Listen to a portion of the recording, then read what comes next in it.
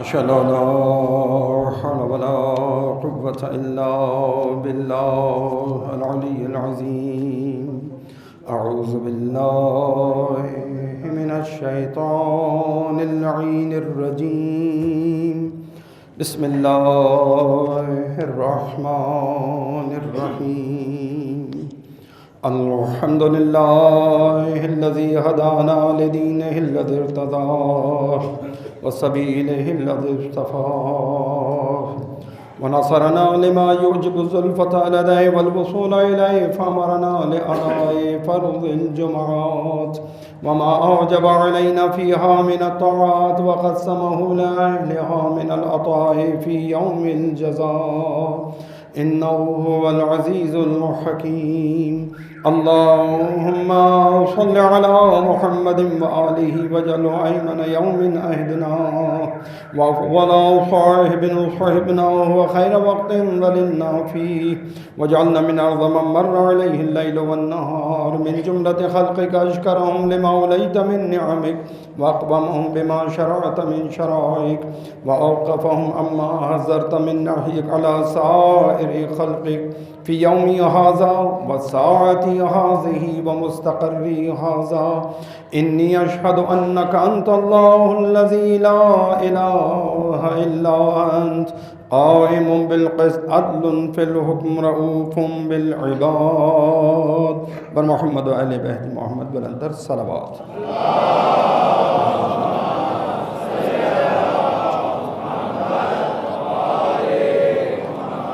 برائے صحت و سلامتی کے عاشقان امامت ولایت محبان اہل بیت تمام علماء امامیہ تمام مراج کرام و مقام معظم رہبری اجمعاً بآواز بلند صلوات.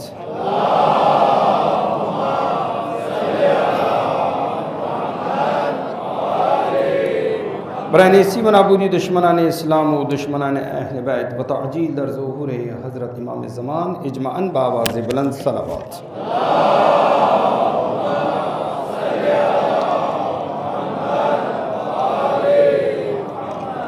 السلام علیکم ورحمۃ اللہ وبرکاتہ. خدا انشاءاللہ ہماری ان قلیل عبادات کو اپنی بارگاہ میں قبول فرمائے. رحم حضرات معصومین علیہ السلام کی سچے پیروکاروں میں ان کی شفاعت پانے والوں میں قرار دیں انشاءاللہ. بار دیگر بآواز بلند صلوات.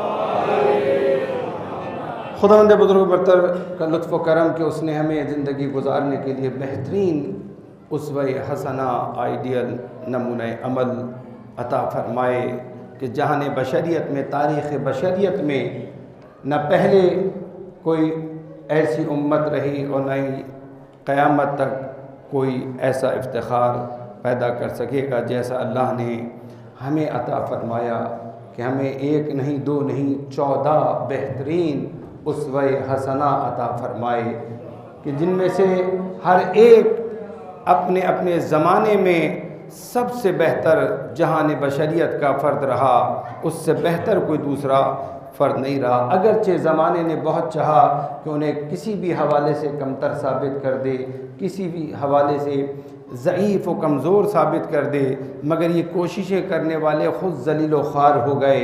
اللہ کی ان برگزیدہ بزرگ حجتوں کے وقار میں, ان کی منزلت میں اور اضافہ ہوا, ان کی نسبت دلوں میں محبت میں اور اضافہ ہوا. یہ اس لیے کہ یہ وہ ہستیاں ہیں, یہ وہ عظمات مقدسہ ہیں کہ جن سے اللہ راضی ہے, اور جس سے اللہ راضی ہو وہ کبھی ذلیل نہیں ہوا کرتا, وہ کبھی خوار نہیں ہوا کرتا.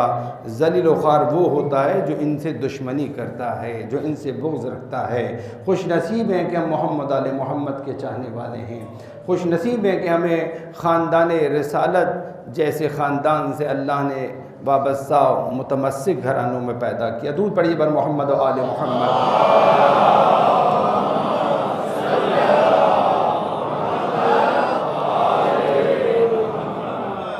اسی گھرانے کا افتخار ہے کہ اس گھرانے نے وہ دین ہمیں دیا. سردار انبیاء کے توسط سے اللہ نے قیامت تک آنے والے انسانوں کے لیے وہ ضابطۂ حیات دیا کہ جس کی ایک آیت اور ایک حکم کو بھی 14 صدیاں گزر گئی، کوئی چیلنج نہیں کر سکا، کوئی غلط ثابت نہیں کر سکا۔ دین ایسا کہ جو وقت گزرنے کے ساتھ ثابت ہوتا جا رہا ہے، اور ثابت بھی خود انکار کرنے والے کر رہے ہیں۔ جتنا سائنس اینڈ ٹیکنالوجی میں آگے بڑھ رہے ہیں، جتنا مادیات کے حوالے سے ریسرچ کر رہے ہیں، تحقیق کر رہے ہیں، فلکیات، ارضیات، جہاں کائنات کی جس سمت میں چلے جاتے ہیں وہاں انہیں قرآن کی آیتیں ثابت ہوتی ہوئی ملتی ہیں۔ حقانیت قرآن کی اور حقانیت محمد آل محمد کی ثابت ہوتی ہے۔ ان کے کردار سے بہتر کوئی کردار نہیں لا سکے، ان کے اخلاق سے بہتر کوئی اخلاق نہیں لا سکے، ان کے احکامات سے بہتر کوئی حکم نہیں لا سکے۔ شکست خوردہ ہے جہان بشریت، اور کیوں نہ ہو، یہ ساری مخلوق بھی اگر مل جائے اور اپنے خالق کا مقابلہ کرنا چاہے، یہ کہاں سے مقابلہ کر سکتی؟ جن عقلوں سے بیٹھ کر تم قوانین بناتے ہو، جن صلاحیتوں سے بیٹھ کے غور و فکر کر کے تفکر کر کے تم اپنے مفادات کو پیش نظر رکھتے ہوئے جو اصول و ضابطے بناتے ہو، جہان بشریت پہ اسے لاگو کرنا چاہتے ہو کہ وہ جہان بشریت کی مشکلات و مسائل کو حل کر دے، 14 صدیاں تو گزر گئی ہیں، تم ناکام رہے ہو، قیامت تک ناکام رہو گے، اس کا یقین رکھو۔ واحد دین دین اسلام ہے، ان الدین عند اللہ الاسلام، اللہ کے نزدیک تو دین بس اسلام ہے، اسلام کے سوا کوئی اور دین نہیں ہے۔ اور یہ خاندان رسالت کا خاصہ ہے کہ دین پہنچایا بھی انہوں نے اور دین کو بچایا بھی انہوں نے ہے۔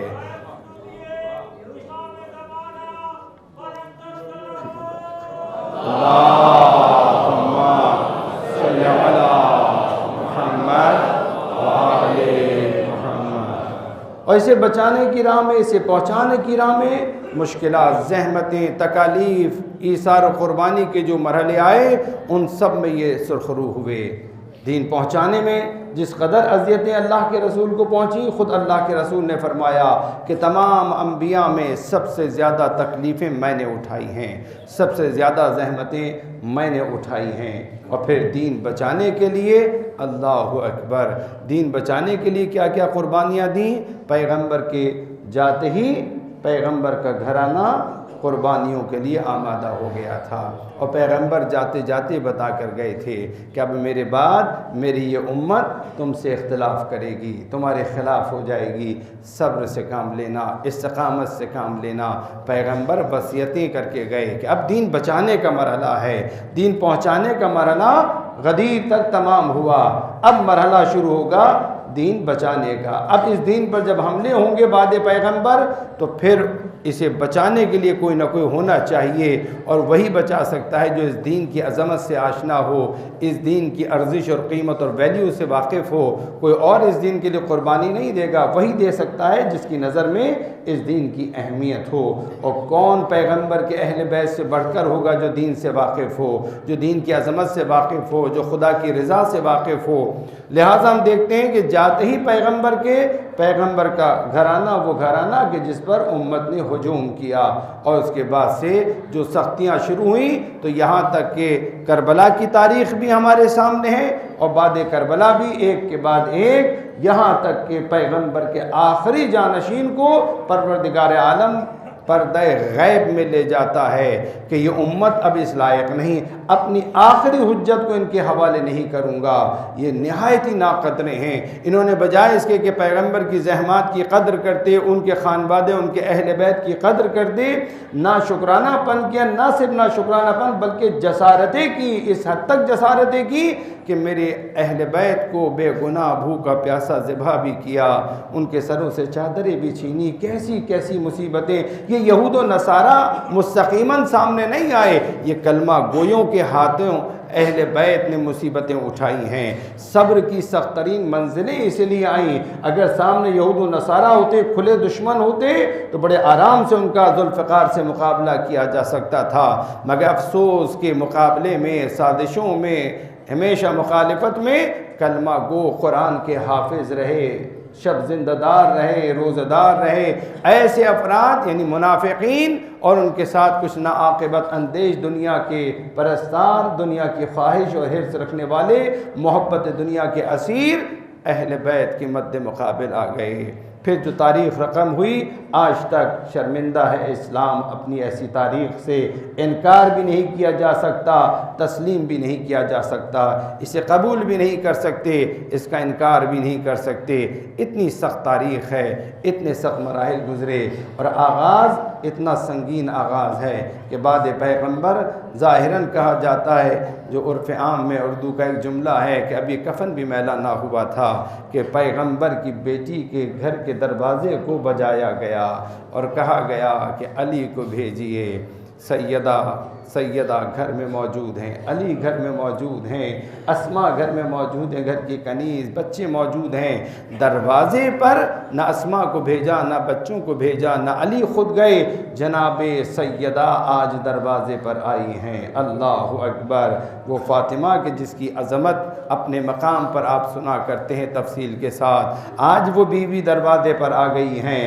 صرف اس لیے نہیں کہ دروازے پر کون ہے جا کر دیکھتی ہوں، یہ تو اسماء بھی دیکھ سکتی تھی۔ مسئلہ یہ نہیں تھا کہ دروازے پر جا کے دیکھیں کون ہے، جناب سیدہ کا دروازے پہ جانا یہ بتا رہا ہے کہ جناب سیدہ کو پتہ تھا کہ کیا ہو رہا ہے، اور اب دروازے پر کون آیا ہے، کون ہے؟ کہا علی کو بھیجیے، بلایا ہے، کہا ہرگز علی کو میں تمہارے حوالے نہیں کروں گی۔ یعنی جناب سیدہ مدافع ولایت بن کے آ گئیں۔ آپ نے نہیں پوچھا، بحث نہیں کہ کیوں بلایا ہے، کس نے بلایا ہے، آپ نے کہا ہرگز علی کو میں تمہارے حوالے نہیں کروں گی۔ جاؤ جا کے ان سے کہہ دو کیا بھول گئے اللہ کے رسول نے علی کے بارے میں کیا فرمایا تھا۔ مولا امیر المومنین کے فضائل بیان کر دیے، اللہ کے رسول نے جو ارشاد فرمائے تھے، پھر بھیجا گیا، پھر جناب سیدہ دروازے پر آئیں، اور پھر آپ نے مولا امیر المومنین کے احسانات کو گنوایا کہ جاؤ جا کے ان سے کہہ دو کیا علی کے احسانات کو بھول گئے۔ اب دیکھیے جناب سیدہ کا کردار، ایک خاتون خانہ، معلمہ بشریت، ایک مدافع ولایت بن کے سامنے آ رہی ہیں، ایک عورت کا کردار سامنے آ رہا ہے، سیرت ہے جناب سیدہ کی۔ جب وقت پڑ جائے تو حق کا دفاع کرنے کے لیے ایک خاتون کو میدان میں آنا پڑتا ہے، اور اسی وقت میدان میں اپنا کردار ادا کر سکتی ہے جب حالات سے واقف ہو، جب معاملات کی نزاکت سے واقف ہو، جب ارادوں سے واقف ہو۔ ایک نابلد خاتون کبھی اپنا کردار ادا نہیں کر سکتی۔ لہٰذا یہاں سے پتہ چلتا ہے کہ خواتین کی آگاہی کا اہتمام کرنا چاہیے۔ اگر خواتین کا آگاہ ہونا معیوب ہوتا تو جناب سیدہ واقف نہ ہوتی کہ باہر کیا ہو رہا ہے، کیوں علی کو بلایا ہے، نہ آتی آپ ولایت کا دفاع کرنے کے لیے۔ یہ مدافع ولایت بن کر اگر جناب سیدہ سامنے آئی ہیں تو یہ ایک سیرت ہے جناب سیدہ کی قیامت تک کے لیے کہ عورتوں کو آگاہ رہنا چاہیے، میدان میں آنے کی ضرورت نہیں ہے۔ ہاں اگر وقت ایسا سخت پڑ جائے کہ مرد میدان میں نہ آ سکے تو پھر عورت کو آگے بڑھ کے اپنا کردار ادا کرنا چاہیے، پھر اسے دفاع کرنا چاہیے۔ میں بہت سارے ایسے مواقع ہیں جو اس قلیل وقت کی وجہ سے آپ کی خدمت میں ذکر نہیں کر سکتا کہ تاریخ میں خواتین نے اپنا کردار ادا کیا ہے، کبھی شعر و ادب کی صورت میں کردار ادا کیا ہے، کبھی مجاہدین کے لیے پیچھے سے رسد فراہم کر کے ان کی غذاؤں کا اہتمام کر کے، کبھی ان کے اسلحے کو آمادہ کر کے تیار کر کے۔ خود جناب سیدہ سلام اللہ علیہ مولا امیر المومنین جب روانہ ہوتے تھے آپ کی ذوالفقار کو لا کے دیا کرتی تھی۔ حوصلہ شکن نہیں تھی جناب سیدہ، آپ حوصلہ بڑھانے والی تھیں۔ علی اللہ کی راہ میں جا رہے ہیں، جناب سیدہ خود آگے بڑھ کے شمشیر آپ کو دیا کرتی تھی، آپ کو روانہ کیا کرتی تھی، لوٹ کے آتے تھے آپ کی شمشیر خود آپ دھویا کرتی تھی اور اسے دوبارہ آمادہ کر کے مولا امیر المومنین کے سپرد کرتی تھی۔ یہ جناب سیدہ کا کردار رہا ہے۔ ایک عورت اپنا کردار ادا کرے، پشت جبہ بھی مختلف حوالوں سے، یعنی محاذ کے پیچھے بھی، اور کبھی اگر وقت پڑ جائے تو پھر وہ محاذ کو سنبھالتی ہے، اپنے طور پر وہ جہاد کرتی ہے۔ جناب سیدہ کا جہاد دفاع ولایت کے لیے آپ نے مولا امیر المومنین کے فضائل بیان کیے، پھر مولا امیر المومنین کے احسانات بیان کیے۔ تیسری مرتبہ بھیجنے والے اپنے ہاتھ میں جلتی ہوئی لکڑیاں لے کر آ گئے، اور آنے کے بعد چاہا کہ وہ علی کو حوالے کر دیں، فاطمہ اور علی کو حوالے کر دیں، ہرگز کہا اس دروازے کو آگ لگا دیں گے، اس گھر کو جلا دیں گے، کہا تم کچھ بھی کر لو، فاطمہ علی کو تمہارے حوالے نہیں کرے گی۔ باہر کھڑے ہوئے لوگوں میں سے کسی نے کہا اس گھر میں تو نبی کے نواسے بھی رہتے ہیں، نبی کی بیٹی بھی رہتی ہے، تم پھر بھی اس گھر کو آگ لگا دو گے؟ کہا اگر علی کو حوالے نہ کیا تو ہم اس گھر کو آگ لگا دیں گے، اور یہی کیا کہ دروازے کو آگ لگا دی۔ وہ دروازہ کہ جس پہ اللہ کے رسول سفر پہ جاتے ہوئے سب سے آخر میں الوداع کرتے، لوٹ کے آتے سب سے پہلے احوال پرسی کیا کرتے، وہ دروازہ جہاں جبرائیل آ کر اذن دخول مانگا کرتے، اس دروازے کو جلا دیا گیا۔ جلتا ہوا دروازہ دیکھ رہی ہیں جناب سیدہ اپنے گھر کے آنگن میں کھڑی ہوئی ہیں، سر پہ ردا نہ تھی۔ ایک مرتبہ کسی شقی نے اچانک اس دروازے کو ایک زور سے جو لات ماری، دروازہ اپنی جگہ سے جلتا ہوا جب اکھڑا تو اس موقع پر جناب سیدہ کے پاس کوئی چارہ نہ تھا، آپ پشت در جا کے کھڑی ہو گئیں، در و دیوار کے درمیان آپ کھڑی ہو گئیں کہ نامحرموں کی نگاہوں سے محفوظ ہو جائیں۔ جناب سلمان کو آپ نے بعد میں بیان کیا تھا، سلمان میں پشت در کھڑی ہوئی تھی، ایک شقی نے اس دروازے کو یہ جانتے ہوئے کہ میں دروازے کے پیچھے ہوں نے اس طرح دبانا شروع کیا کہ اس کی کیلیں میرے سینے میں پیوست ہو گئی، میرا محسن شہید ہو گیا۔ میں فریاد کرتی رہی یا ابت ادرکنی، یا ابت ادرکنی، مگر کسی ظالم کو رحم نہ آیا۔ اللہ اکبر۔ اسی عالم میں پہلو شکستہ جناب سیدہ نے دیکھا کہ علی کے گلے میں رسی ڈال کے کھینچ رہے ہیں، اسما کو آواز دی، سہارا لیا، خود کو مولا امیر المومنین پر گرا دیا کہ اے ظالموں علی کو چھوڑ دو، علی نے تمہارا کیا بگاڑا ہے۔ ایک شقی نے آگے بڑھ کے کہا فاطمہ ایک طرف ہو جائیے ورنہ اچھا نہ ہوگا، کہ ہرگز میں علی کو رہا نہیں کروں گی۔ ایک مرتبہ اس ظالم نے شمشیر نیام سمیت جناب سیدہ کے بازو پہ اس طرح ماری کہ بی بی پھر علی کو نہ تھام سکی، بازو شکستہ بی بی فریاد کرتی رہی اور وہ علی کو لے گئے۔ اللہ اکبر۔ پہلو شکستہ، بازو شکستہ نبی کی بیٹی، مگر علی کی مصیبتوں کے سامنے اپنی مصیبتوں کو بیان نہیں کیا، کبھی نہیں کہا علی میرے پہلو میں اتنا درد ہے۔ لوگ جانتے ہیں کہ پسلی کا ٹوٹنا کیا ہوتا ہے، پسلی کا درد کبھی انسان کو آرام سے رہنے نہیں دیتا، نہ دن نہ رات چین نہیں آتا۔ سیدہ نے ایسی تکلیف بھی بیان نہیں کی، بازو متورم پھر بھی بیان نہیں کیا، کیوں؟ اس لیے کہ جانتی ہیں علی جس درد و تکلیف سے گزر رہے ہیں، سیدہ کی نگاہ میں وہ درد و تکلیف علی کے بڑے ہیں، اپنی جسمانی تکلیفیں دے کر نہیں چاہتی تھی کہ علی کے دکھ اور رنج میں اور اضافہ کریں، قربان جائیں۔ اسی بی بی کی شہادت کی تاریخ آ رہی ہے، کل رات شب شہادت جناب سیدہ کونین ہے۔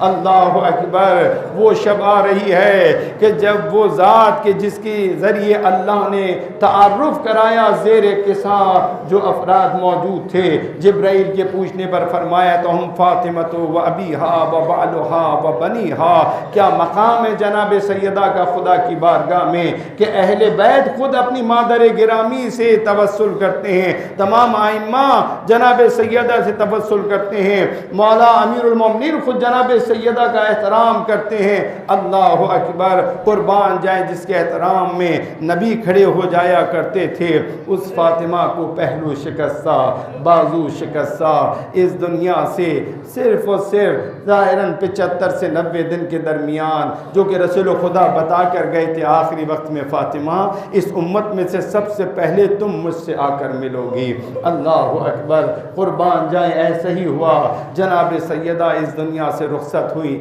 وصیتوں کے مطابق آپ کا غسل و کفن ہوا، شبانہ رات کی تاریکی میں آپ کو دفنایا گیا، آپ کی قبر کے آثار کو مولا نے مٹا دیے، اس طرح کہ آپ نے بہت ساری قبریں بنائی اور پھر آپ نے کسی کو یہ حق نہیں دیا کہ کوئی نبیش قبر کرے، جو کہ بعد میں تاریخ کے اندر مفصل ذکر ہے۔ خدا انشاءاللہ وہ وقت جلد ہمیں دکھائے کہ جب منتقم آل محمد تشریف لائیں اور آپ آنے کے بعد تاریخ کے ان ظالموں کا حساب لیں اور دنیا میں عدالت پر مبنی حکومت کو قائم کریں۔ اس وقت کی آمادگی کے لیے ہمیں تقوی اور پرہیزگاری کو اپنا شیوا بنانے کی توفیق عطا فرمائے، ہر قسم کے حرام و گناہ سے محفوظ رہنے کی توفیق عطا فرمائے، دعائے پروردگار عالم سے وہ ظالموں و ستمگروں کو ذلیل و خوار و نیست و نابود فرمائے۔ اعوذ باللہ من الشیطان اللعین الرجیم، بسم اللہ الرحمن الرحیم، والعصر ان الانسان لفی خسر الا الذین آمنوا وعملوا الصالحات وتواصوا بالحق وتواصوا بالصبر۔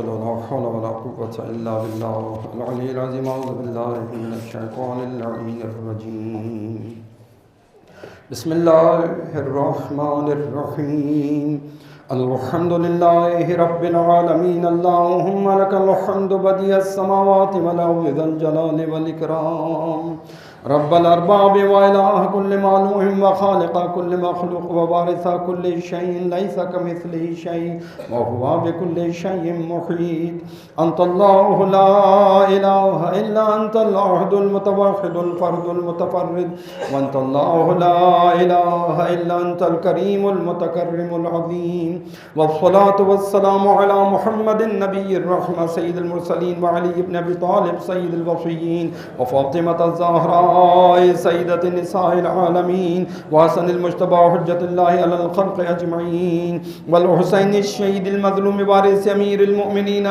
وعلي بن الحسين زين العابدين، ومحمد بن علي باقر علم الأولين والآخرين، وجعفر بن محمد الصادق الصديق والمقتدي بآبائه الصالحين، وموسى بن جعفر الكاظم من أولاد النبيين، وعلي بن موسى الرضا من إطرات بررة المتقين، ومحمد بن علي الجواد ولي المؤمنين، وعلي بن محمد السراج المنير إمام الخاشعين، والحسن بن علي سيد الأوصياء المنتجبين، والخلف القائم المهدي المنتظر الحجة بعد آبائه على خلقك المؤدي النبي ووارث علم الماضين من الوصيين، الذي ببقائه بقيت الدنيا وبيمنه رزق الورى وبوجوده ثبتت الأرض والسماء، وبه يملأ الله الأرواح قسطا وعدلا كما ملئت ظلما وجورا، وعجل لنا اللهم ظهوره إنهم يرونه بعيدا ونراه قريبا برحمتك يا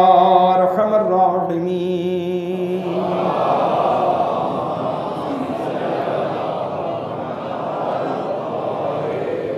خدا انشاءاللہ محبان اہل بیت عاشقان امامت ولایت کی جان و مال و عزت و آبرو کی حفاظت فرمائے، دشمنان اسلام دشمنان بشریت کو ذلیل و خوار و نیست و نابود فرمائے، انشاءاللہ ہمیں تقوی و پرہیزگاری کو اپنا شیوا بنانے کی توفیق عطا فرمائے۔ یاد رکھیے کامیابی نجات تقوی و پرہیزگاری میں ہے، رکاوٹیں مشکلات پریشانیاں سب کی سب گناہوں کی وجہ سے، اللہ کی نافرمانی کی وجہ سے ہیں، پریشانیاں رکاوٹیں مشکلات اللہ کی نافرمانی کی وجہ سے ہیں۔ اگر انسان اطاعت کر رہا ہے، گناہوں سے بچ رہا ہے، پھر بھی اگر زندگی میں مشکل آ رہی ہے، کوئی پریشانی آ رہی ہے، تو وہ امتحان الہی ہے، اور امتحان ہمیشہ اگلے درجے میں پہنچانے کے لیے ہوتا ہے، اور خدا امتحان گناہ گاروں کا نہیں لیتا، نیکوکاروں کا لیتا ہے۔ خدا نیکوکاروں کو چاہتا ہے اگلے درجے میں پہنچائے، معرفت کے، اخلاق کے، کردار کے اگلے درجے میں پہنچانا چاہتا ہے، لہٰذا اپنے نیک بندوں کا امتحان میں ڈالتا ہے تاکہ وہ صبر و استقامت کے ساتھ امتحان کے مرحلے سے سرخروئی کے ساتھ نکلیں، خدا انہیں اگلا مرحلہ عطا فرمائے، کوئی نعمت عطا فرمائے۔ نعمت کے لیے ایک جواز چاہیے پروردگار عالم کو۔ گناہ گار ہے اگر انسان تو وہ سمجھ لے کہ وہ مکافات عمل کا شکار ہے، اپنے گناہوں کی وجہ سے وہ طرح طرح کی مشکلات اور پریشانیوں کا شکار ہے، لہٰذا اگر انسان گناہ گار ہے اور وہ پریشان ہے، مقروض ہے، پریشان ہے، تو وہ کثرت سے استغفار کرے، کثرت سے استغفار کرے، صدقہ نکالے تاکہ یہ پریشانیاں دور ہوں، اور وہ استغفار یعنی توبہ اللہ سے طلب مغفرت بھی کرے، توبہ بھی کرے، تاکہ یہ پریشانیاں جو مکافات عمل کی صورت میں ہیں یہ اس کی زندگی سے نکل جائیں۔ ادھر ایک طرف استغفار اور توبہ، اور دوسری طرف عملی توبہ میں یہ شامل ہے کہ پھر کثرت سے بڑھ کر نیکیوں میں حصہ لے، یہ نہیں کہ نیکی میرے پاس آئے، نہیں، خود جا کر نیکی کے مواقع ڈھونڈے. کوئی اور کہ لائیے میں لے جاتا ہوں، نہیں لائیے میں اٹھا دیتا ہوں، نہیں لائیے میں رکھ دیتا ہوں مثال کے طور پہ، لائیے یہ فیس میں بھر دیتا ہوں مثلا، لائیے فلاں کو راشن میں دلوا دیتا ہوں، مجھے بھی موقع دیجیے نیکی کا. بڑھ کے حصہ لے. یہ خود نیکیوں کو ڈھونڈنا، یہ آج تو شاید مشکل لگے کسی کو، مگر آخرت میں پتہ چلے گا کہ کتنا عظیم سرمایہ ذخیرہ اس نے جمع کر لیا.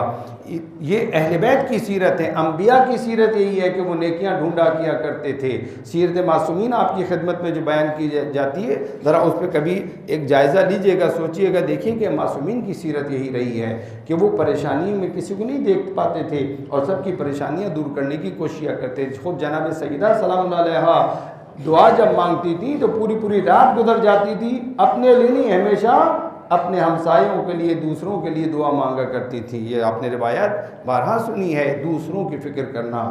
الغرض تو یہ جو گناہ ہیں یہ رکاوٹ ہے. انشاءاللہ اگر ہم ان سے اپنے آپ کو بچا پائے تو پروردگار ہمارے زندگی کی وہ مشکلات جو گناہوں کی وجہ سے مکافات عمل ہیں ان سے انشاءاللہ ہمیں نجات عطا فرمائے گا.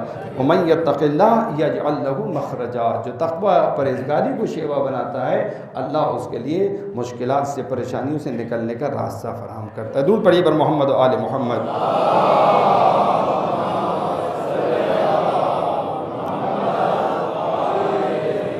بہت سری اور مختصر یہ اشارے انشاءاللہ اس امید پہ کہ آپ خود توجہ فرمائیں گے. بافہم افراد ہیں، نظر رکھتے ہیں اس معاشرے کے افراد ہیں.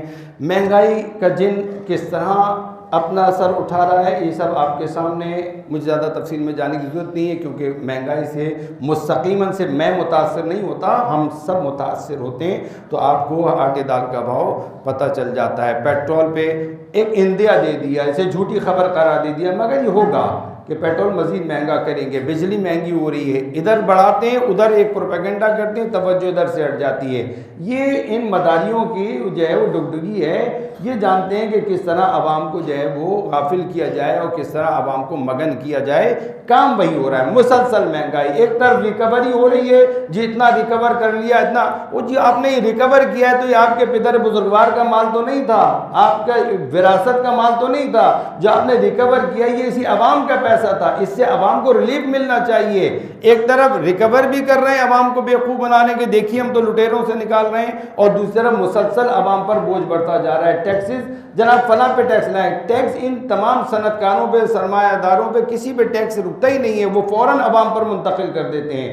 ایک پروڈکٹ بنانے والے پر ٹیکس لگتا ہے، وہ ٹیکس فوراً اپنی پروڈکٹ پر لے آتا ہے. دینا عوام کو ہی پڑتا ہے ہر صورت میں. پے میں اور آپ ہی کر رہے ہوتے ہیں، یوزر پے کر رہے ہوتے ہیں. جو چیز خرید رہے ہیں، استعمال کر رہے ہیں، انہی کو سیلز ٹیکس پڑنا ہے. ہم کوئی سیلز کرنے والے جو سیلز ٹیکس دیں، سیلز پہ ٹیکس لگائے اس کے، وہ اپنے پروفٹ سے دے، وہ اپنے پروفٹ سے ایک پائی نہیں دے گا، وہ اسے منتقل کر دے گا ہم پر، اور وہ ٹیکس بھی ہمیں ہی دینا پڑتا ہے، عوام کو ہی دینا پڑتا ہے. مسلسل مہنگائی.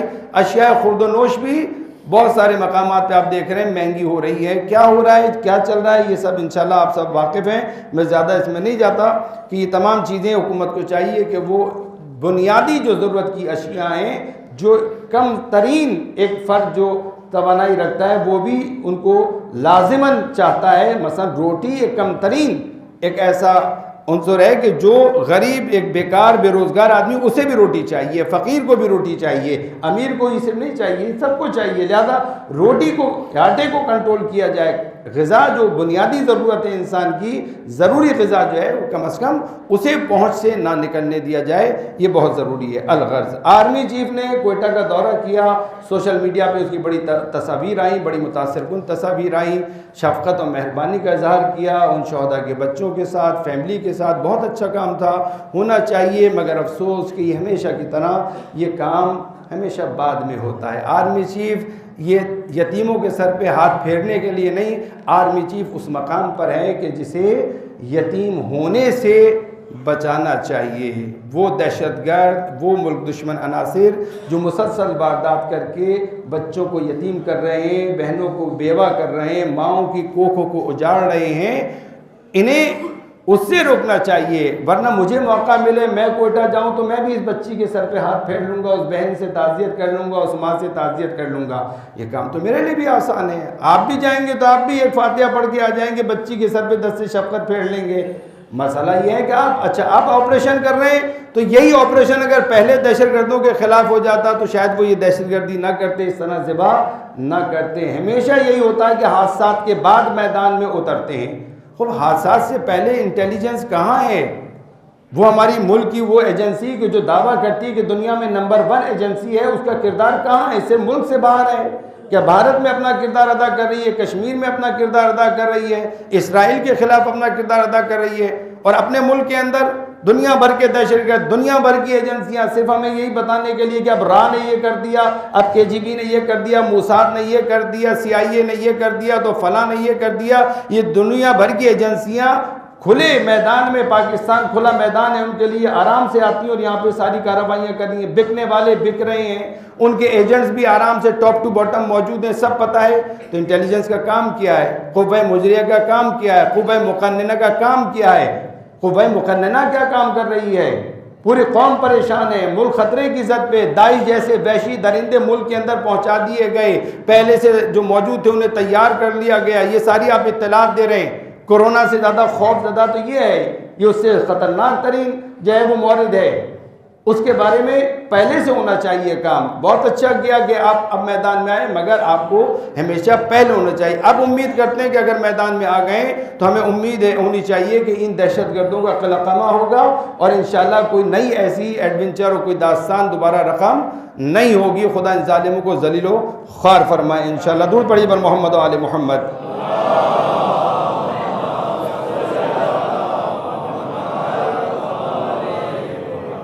وہ افریقہ کے ممالک میں آپ دیکھیے، جو نظر رکھنے والے افراد نے دیکھیے، بہت سے افریقی ممالک کے اندر آپس میں سلسلہ شروع کروا دیا گیا ہے، جیسے سوڈان کے اندر اور ایتھوپیا کے درمیان جھڑپیں شروع ہو گئیں، ابھی مالی کے اندر اقوام متحدہ کے مشن پر ایک حملہ کیا گیا ہے۔ یہ جو دہشت گردی جو بڑھ رہی ہے اور یہ جو جھڑپیں ممالک کے اندر بڑھ رہی ہیں، یہ دنیا بھر کے اندر جو اس وقت آگ لگائی جا رہی ہے، یہ ایسے ہی نہیں ہے، یہ سب مربوط ہے، اس سب کے اہداف ہیں۔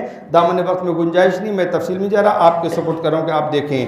سفیر ایران نے یہ بیان دیا، انہوں نے صاف کہا ہے کہ یمن کی جو جنگ ہے یہ عرب کی آپس کی جنگ نہیں ہے، یہ جنگ سعودی عرب اور یمن کی جنگ نہیں ہے، بلکہ یمن کے خلاف جو جنگ ہے یہ جنگ امریکہ اور اسرائیل کی جنگ ہے جو یہ لڑ رہے ہیں۔ کبھی ہم بھی افغانستان میں لڑے تھے امریکہ کی جنگ، اور آج جو ہے سعودی عرب جو ہے اپنے ساتھیوں کے ساتھ، حلیفوں کے ساتھ مل کر یمن میں اسرائیل اور امریکہ کی جنگ لڑا ہے۔ خدا انشاءاللہ انہیں ذلیل و خوار ہیں اور ذلیل و خوار و ناکام فرمائے انشاءاللہ۔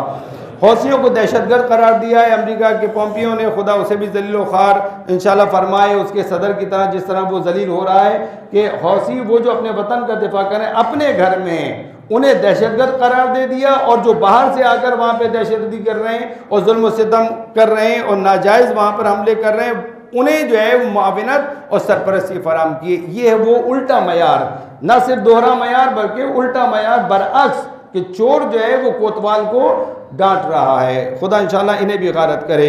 حشد الشعبی کے سربراہ پر پابندی لگا دی گئی ہے۔ حشد الشعبی جیسا وہی بالکل حوثیوں کی طرح جو اپنے عراق کی سرزمین کا دفاع کرنے والے، جنہوں نے داعشیوں کو ذلیل و خوار کیا، وہاں پہ آیت اللہ سیستانی کے فتوے کے نتیجے میں میدان میں اترے اور انہوں نے وہاں پر جو ہے وہ شہامت و شجاعت کے جو ہے وہ جوہر دکھائے، انہیں بھی دہشت گرد قرار دے دیا گیا ہے۔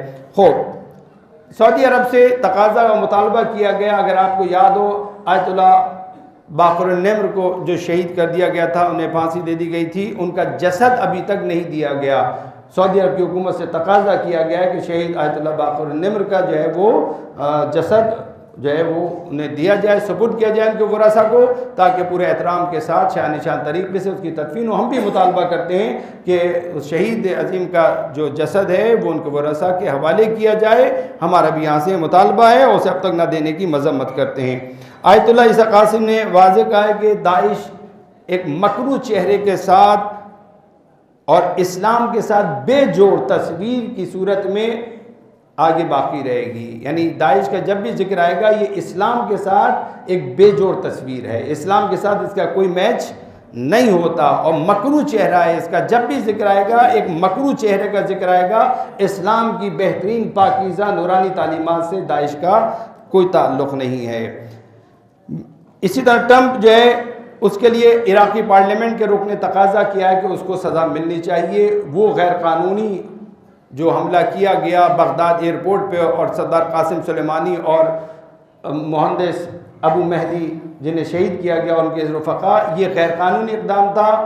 یہ اور اس کے علاوہ جتنے غیر قانونی اقدامات کیے گئے اور خصوصاً یعنی مستقیماً یہ امریکی صدر کے کہنے پر ہوا اور جس کا انہوں نے اقرار بھی کیا، اس کے حوالے سے امریکی صدر کا جو ہے وہ اس کو سزا ملنی چاہیے انشاءاللہ، اور ہم دعا کریں کہ جلد سے سزا ملے۔ خود امریکہ میں اس وقت جو ہے اس امریکی ذلیل و خوار صدر کے لیے اس کے اپنی جماعت کے افراد جو ہیں وہ اس کے خلاف مواخذے کے لیے رائے دے چکے ہیں کہ اس کا مواخذہ، اور انشاءاللہ خدا انشاءاللہ بہت جلد ہمیں وہ وقت دکھانے والا ہے کہ جب یہ ذلت اور خواری کے ساتھ نیست و نابود ہو انشاءاللہ۔ 72% ایرانیوں نے اپنی ایرانی ویکسین جو بنائی ہے اس کے استعمال کی طرف رجحان جو ظاہر کیا ہے، بیرونی جو ویکسین ہے اس پر اعتماد نہیں ہے۔ بس میں سمجھتا ہوں اتنا اشارہ کافی ہے، بیرونی ویکسین جتنی بھی آ رہی ہیں ان پر اعتماد نہیں ہے، حتیٰ باہر بھی ان پر اعتماد نہیں کیا جا رہا۔ خدا اس کے شر سے بھی ہمیں محفوظ رکھے۔ ایرانی بحریہ نے کروز میزائل کا کامیاب تجربہ کیا، خدا بحریہ کی طاقت میں بھی اور اضافہ کرے، کیونکہ خلیج کے اندر استعماری جو ایک آثار ہیں وہ نظر آ رہے ہیں اور خلیج کے اندر وہ اپنے اہداف رکھتا ہے جب سے اسرائیل کے ساتھ تعلقات عرب دنیا نے بحال کیے ہیں، لہٰذا خدا انشاءاللہ خلیج میں بھی استعماری سرگرمیوں کو انشاءاللہ اس بحریہ کے توسط سے ذلیل و خوار و ناکام فرمائے انشاءاللہ۔ خوب آخر میں ایران کی معیشت کے حوالے سے 56% بیرونی سرمایہ گزاری ہوئی ہے ایران کے اندر۔ یہ بیرونی سرمایہ گزاری 56% ایران میں اس وقت ہونا، یہ اس بات کی دلیل ہے کہ امریکہ کی جانب سے یک طرفہ ایران پہ لگائی جانے والی پابندیاں ناکام، وہ اقتصادی دباؤ ناکام ہو چکا ہے۔ اگر وہ مؤثر ہوتا تو یہ 56% بیرونی سرمایہ گزاری جمہوریہ اسلامی میں نہ ہوتی۔ خدا انشاءاللہ استعمار کو ذلیل و خوار فرمائے اور انشاءاللہ تمام مجاہدین اسلام کو فتح نصرت و کامیابی عطا فرمائے، ہمیں تقوی و پرہیزگاری کو اپنا شیوا بنانے کی توفیق عطا فرمائے۔ اعوذ باللہ من الشیطان اللعین الرجیم، بسم اللہ الرحمن الرحیم، انا اعطیناک الکوثر فصل لربک وانحر ان شانئک هو الابتر۔